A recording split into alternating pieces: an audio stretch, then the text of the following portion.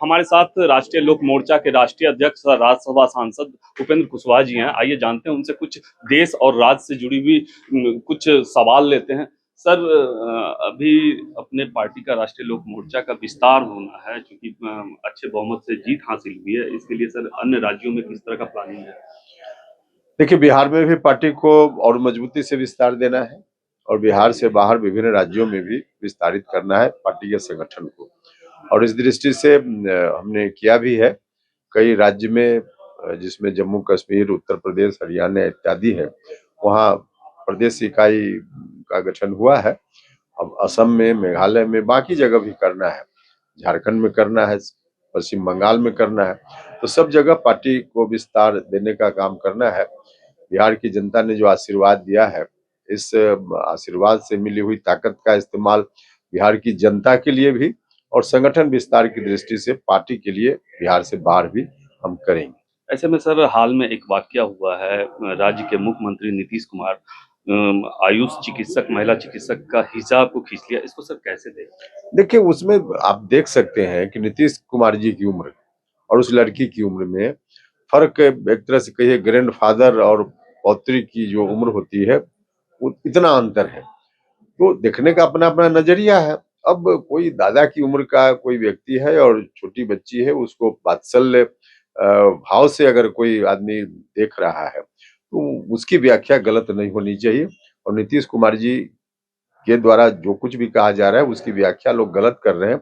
इसी भाव से लोगों को देखना चाहिए। सर, इधर केंद्रीय मंत्री जीतन राम मांझी का भी एक वायरल हुआ है, वो उनका भाषण कि वो चुनाव कैसे जीतते हैं या जीतने की प्रक्रिया को बताते हैं, कैसे देखते देखिए, मुझको भी बड़ा आश्चर्य हुआ जब मांझी जी, जो भारत सरकार के अभी मंत्री हैं, इतने सीनियर लीडर हैं और बिहार में मुख्यमंत्री तक रह चुके हैं, और इस तरह के पद पर बैठा हुआ व्यक्ति इस तरह का बयान, मुझको लगता है कि उन्होंने अपने कार्यकर्ताओं के मोरल को बूस्ट अप करने के लिए ऐसा कहा है।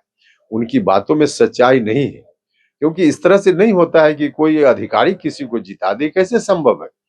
लेकिन जो कुछ भी बोल रहे हैं, उनको नहीं बोलना चाहिए। बहुत ही आपत्तिजनक है, बहुत ही गलत बयानी है। अपने कार्यकर्ताओं के मनोबल को बढ़ाने के लिए कोई गलत बात बोले, यह उचित नहीं है।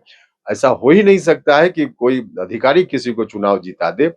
इसलिए उन्होंने जो कुछ कहा है वह ठीक नहीं है। अब वो कह रहे हैं कि राज्यसभा सीट चाहिए, राज्यसभा सीट नहीं मिलेगी मुझे तो मैं मंत्री पद छोड़ दूंगा और एनडीए को भी छोड़ दूंगा। देखिए, यह तो उनकी पार्टी का मामला है और एनडीए के अंदर का मामला है।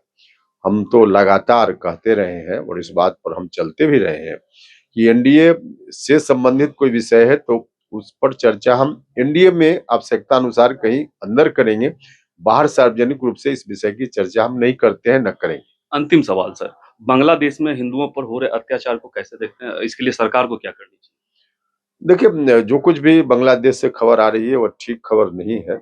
दुनिया में हर कंट्री को देखना चाहिए कि वहाँ नागरिक वहाँ का, चाहे वो किसी धर्म को माने, पहले आदमी है, मानव है, उसके बाद किसी धर्म को मानने की बात है।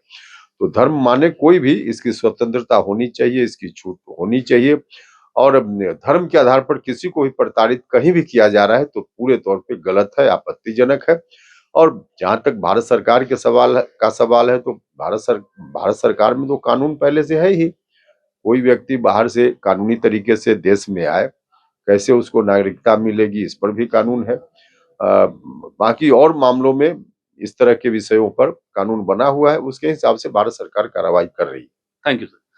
हमारे साथ अभी मौजूद थे राष्ट्रीय लोक मोर्चा के राष्ट्रीय अध्यक्ष उपेंद्र कुशवाहा, जिन्होंने अपने राज्य और देश बांग्लादेश जैसे हो रहे हिंदुओं के ऊपर अत्याचार को लेकर खुलकर कहा है।